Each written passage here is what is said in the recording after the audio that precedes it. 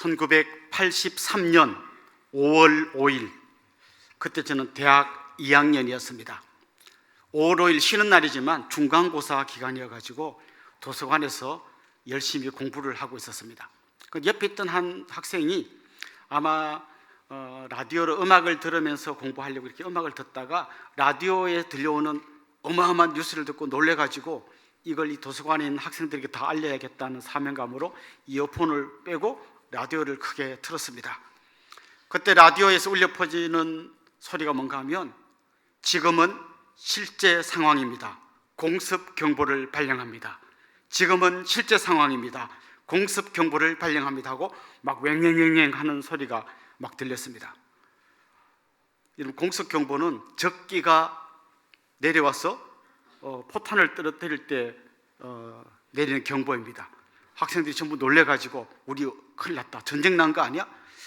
우리 어디로 대피해야 되는 거지? 막 웅성웅성하고 지금 막 있을 때 그때 들었던 뜻밖의 소리가 지금도 기억납니다. 이렇게 되면 우리 중간고사 안 보는 건가? 라고 하는 소리가 들렸습니다. 지금 전쟁이 나느냐, 막 지금 나라가 뒤집어지는 하는데 중간고사를 안 보냐 하는 질문이 나오더라는 거죠. 여러분, 시험을 안 보면 누가 제일 좋아할까요? 공부 안 한 학생이 좋아합니다.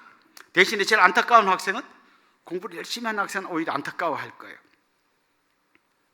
나중에 보니까 이게 뭐 적기 침투는 아니고 그 당시에 중국의 민항기를 납치해가지고 우리나라로 들어오는 바람에 공습경보가 울린 거예요. 그래서 시험은 보게 되었습니다. 누가 제일 실망했을까요? 네, 공부 안 한 학생들, 혹시나 안 보면 좋겠다 했던 학생들은 실망했을 것이고 또 열심히 공부한 학생들은 오히려 좋아했을 겁니다. 그 시험이라는 게 한 가지가 있음으로 인해서 놀고 먹은 학생과 공부한 학생이 어떨 때는 좀 억울하잖아요. 누구는 열심히 공부하는데 한쪽은 놀고 있으니까. 근데 시험에 가서 결과가 나오는 순간 약간 공정해지는 느낌을 받게 되는 거죠. 우리에게도 이런 기대가 있습니다. 이 세상을 살면서 굉장히 공정하지 않은 걸 많이 보게 됩니다. 정말 악한 사람, 못된 사람인데 막 잠버리 굴리고 남 덩쳐먹고 해서 그냥 부자가 돼가지고 막 편하게 살고 있고 죽을 때도 뭐 별로 고생도 안 하고 잘 죽고 뭐 이런 걸 보면서 좀 억울한 생각이 드는 거죠. 한쪽에서는 저렇게 못되게 사는데 편안하게 잘 살고, 반대쪽에 보면 정말 믿음으로 살려고 하는데 막 고난도 당하고 심지어 예수 믿는다는 이유로 박해도 받고, 그러면 너무 억울하잖아요. 이렇게 끝나면 억울하잖아요. 나중에 마치 시험을 봐가지고 탁 뭔가 한번 밝혀지는 것처럼 그런 날이 오면 좋겠다는 기대가 우리 속에 있습니다. 시편 73편에 보면 그 시편의 저자도 그런 고민을 한 것 같아요. 너무 편하게 잘 사는 거예요. 악한 사람인데.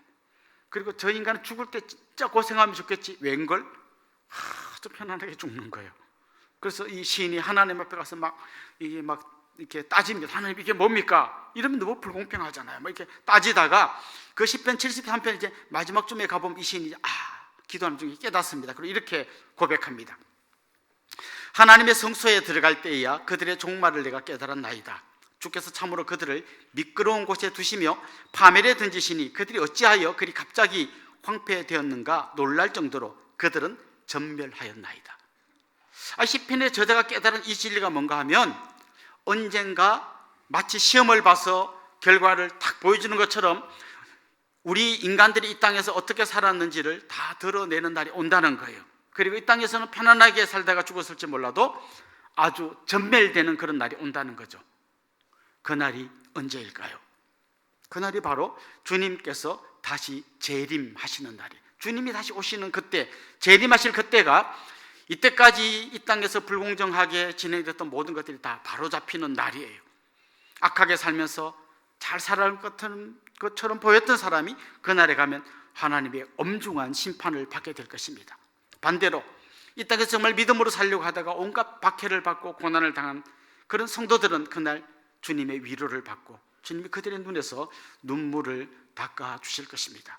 그래서 재림의 날은 진짜 믿는 사람들에게는 두려움과 공포의 날이 아니라 은혜의 날이고 우리가 기다려야 하는 날인 것입니다. 중요한 것은 내가 심판받는 쪽에 서느냐 아니면 위로받는 쪽에 서느냐, 이게 더 중요한 거라는 거죠.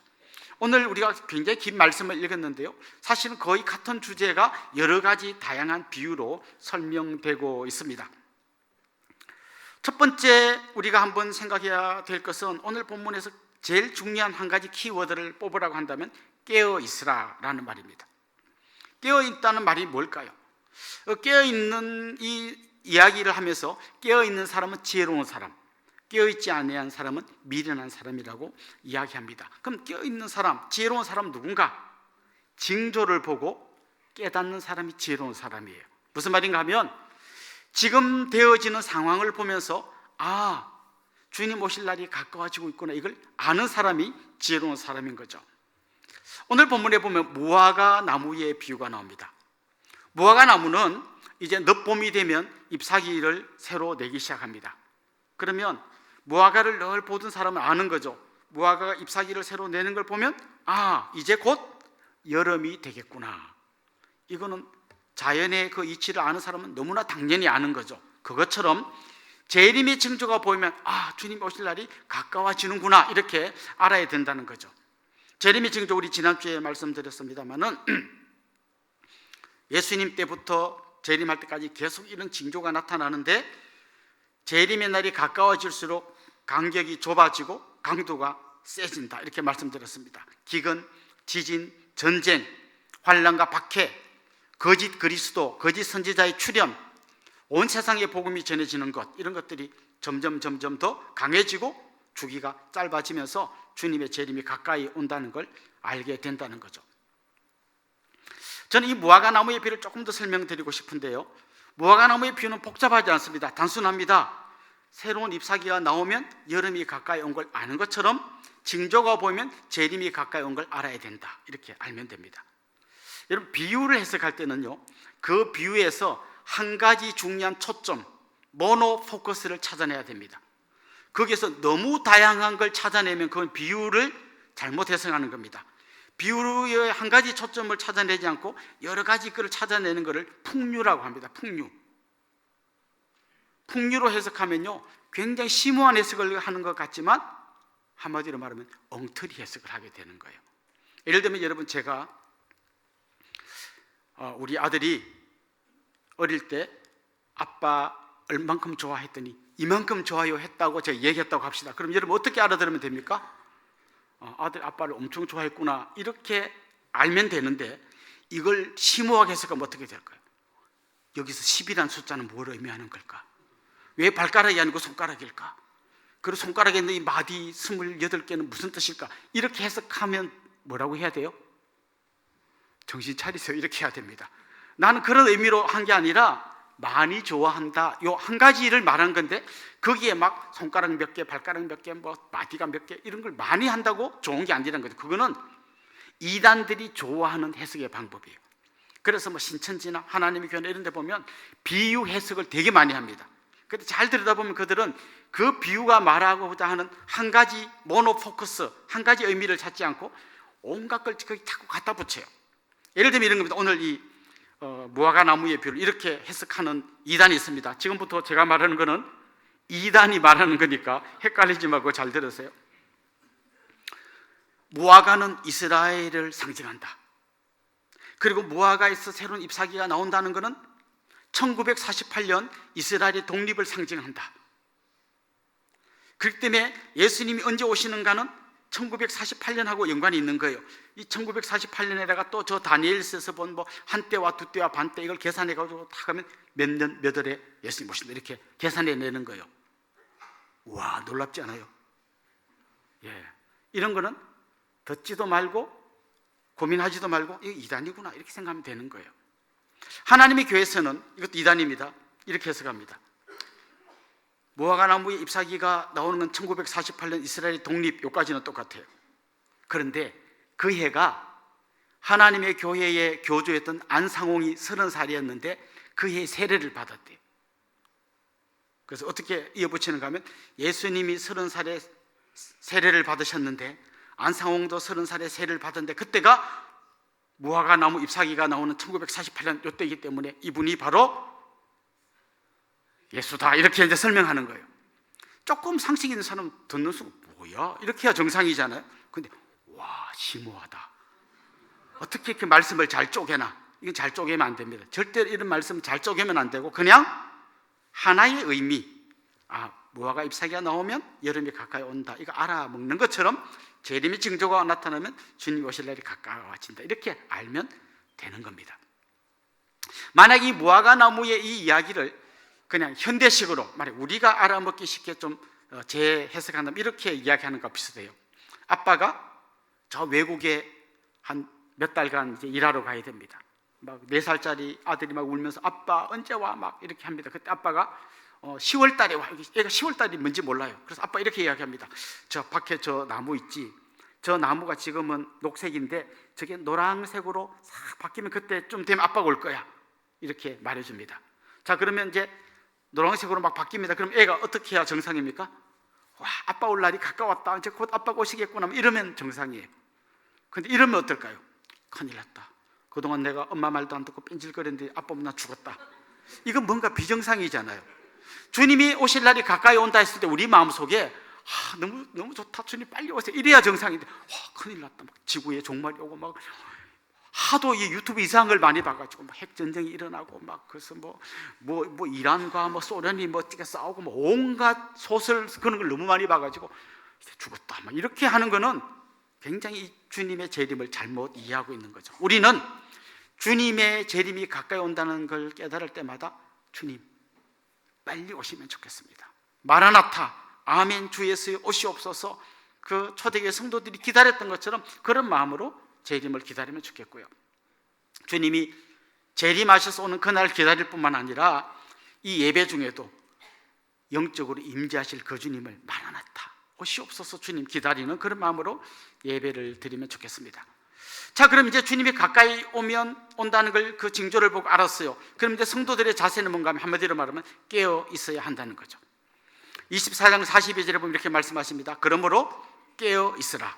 어느 날에 너희 주가 임할는지 너희가 알지 못함이니라. 25장 13절에도 나옵니다. 그런즉 깨어 있으라. 너희는 그날과 그때를 알지 못하느니라.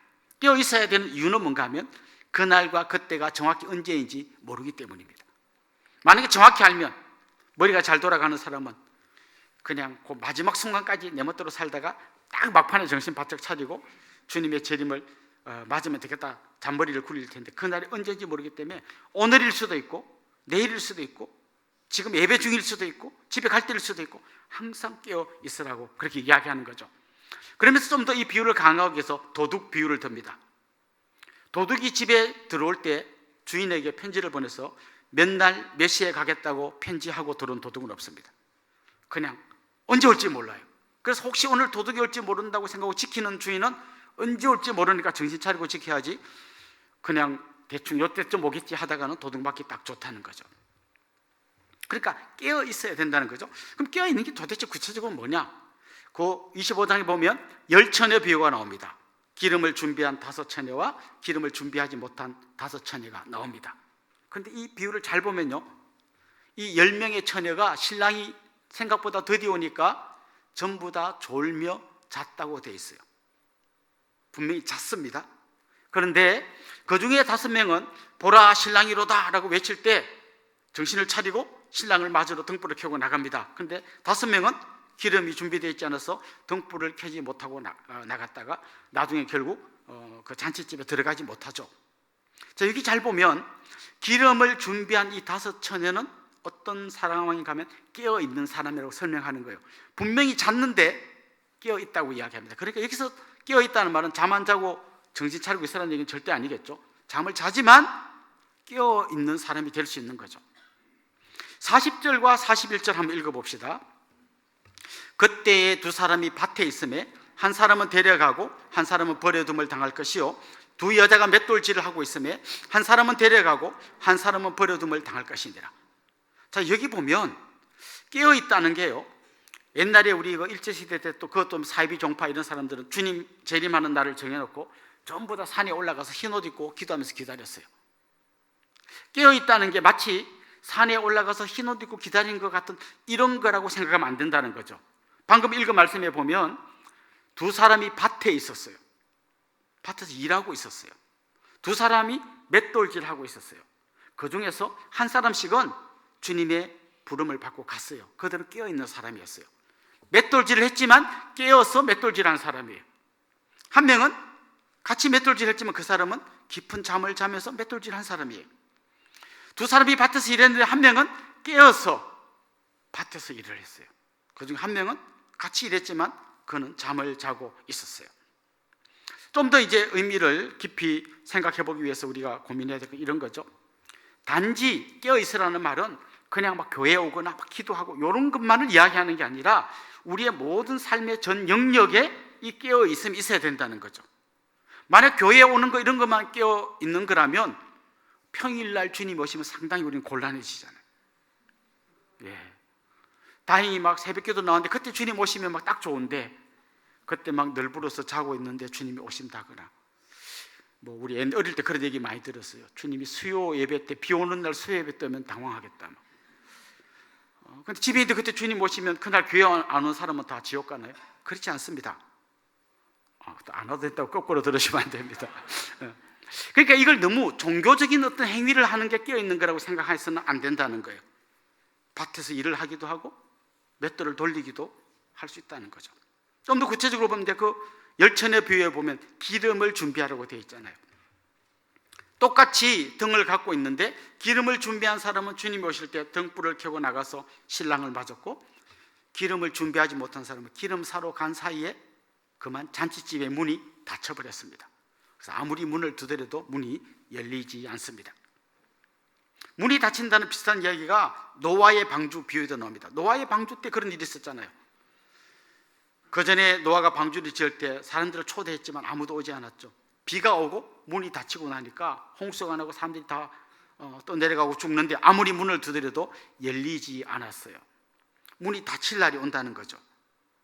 자, 그렇다면 정말 주님의 천국 잔치의 문을 열 수 있는 유일한 길은 뭔가 하면 믿음이에요. 그거 말고는 성경에 어떤 힌트도 준 게 없습니다. 오직 믿음이에요.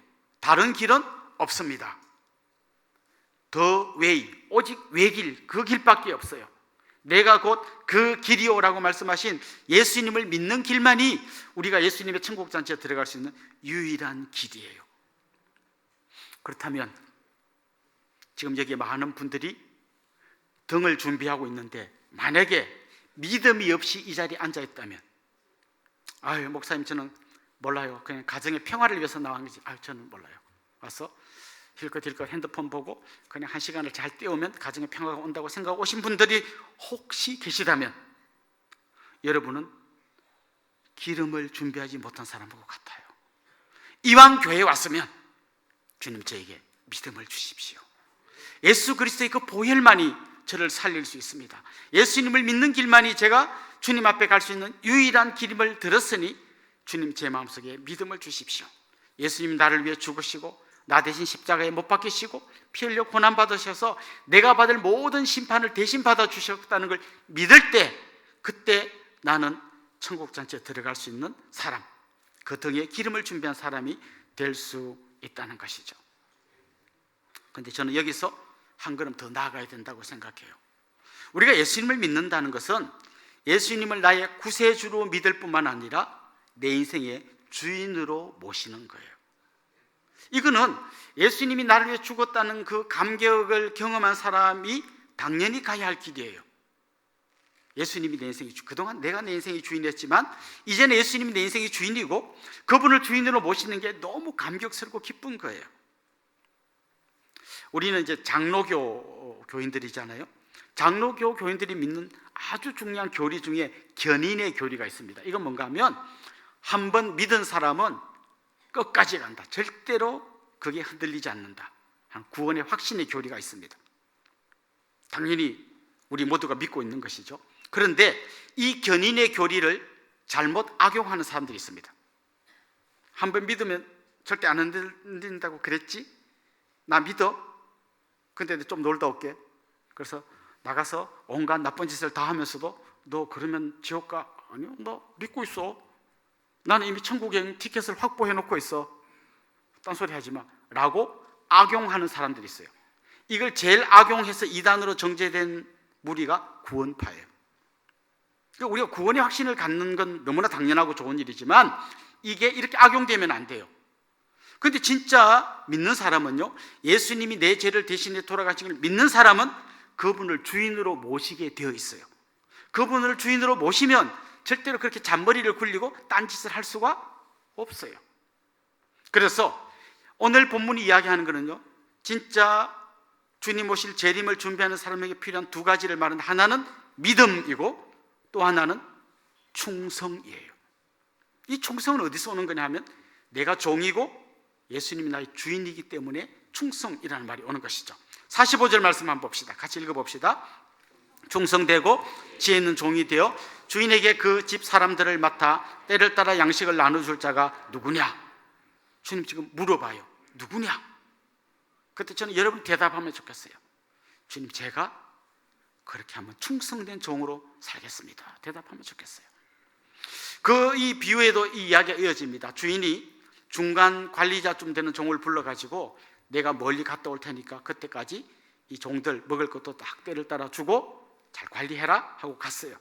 그런데 불충한 종이라면 어떻게 할까요?